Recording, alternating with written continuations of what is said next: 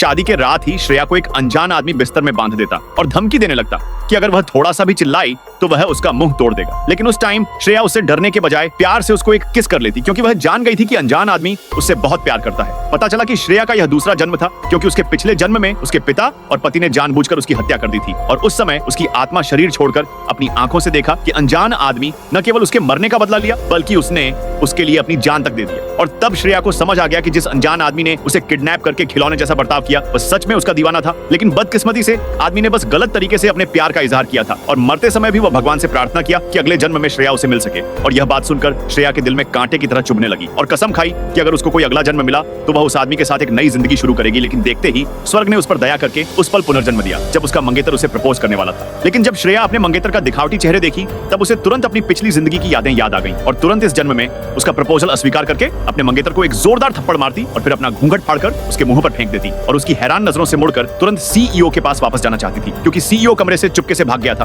और इससे पहले कि श्रेया सीईओ के पास जाती, लेकिन सीईओ खुद ही उससे पहले वहां पहुंच चुका था और उस पाल श्रेया सीईओ को सही सलामत देखकर तुरंत दौड़कर उसे गले लगा लेती और उस पल सीईओ थोड़ा हैरान हो जाता और मुस्कुराया। श्रेया से पूछने लगता कि अब वह कौन सी नई चाल चल रही है, लेकिन अचानक तभी श्रेया का मंगेतर बिना जान का परवाह किए बिना श्रेया को पीछे खींचकर सीईओ अनजान आदमी से गले लगने की हिम्मत करने के बारे में पूछने लगता। लेकिन श्रेया गुस्से में अपना मुंह मोड़कर फिर से सीईओ की बाहों में लिपट गई और उस समय सीईओ गुस्से से आदमी को तेजी से लात मारकर जमीन पर गिरा दिया और घमंड से श्रेया को अपनी कंधों पर उठाकर वहां से चला गया। उस टाइम श्रेया का मंगेतर अपने गुस्से को दबाकर मन ही मन सोचने लगता कि वह सीईओ और श्रेया को तड़पा तड़पा कर मार डालेगा ताकि अपने ससुर की कंपनी पर वह कब्जा कर सके।